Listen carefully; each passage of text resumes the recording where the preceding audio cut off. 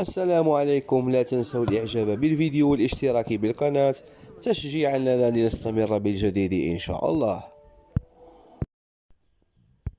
بنزيما على أعتاب سجل أسطورة ريال مدريد. بات نجم فريق ريال مدريد كريم بنزيما قريبا جدا من معادلة سجل أحد أساطير الفريق الملكي، وذلك بعد الهاتريك الذي سجله في مرمى بلد الوليد. ووفقا للمعلومات الواردة من صحيفة ماركا الإسبانية، فإن بنزيما بات على بعد هدف واحد فقط ليعادل رقم الأسطورة هوغو سانشيز.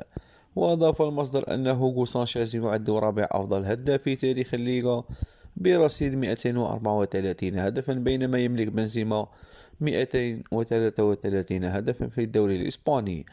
ويتصدر قائمة هدافي الليغا عبر التاريخ ليونيل ميسي برصيد 474 هدفا، ثم كريستيانو رونالدو برصيد 311 هدفا، ثم تيلمو زارا برصيد 251 هدفا.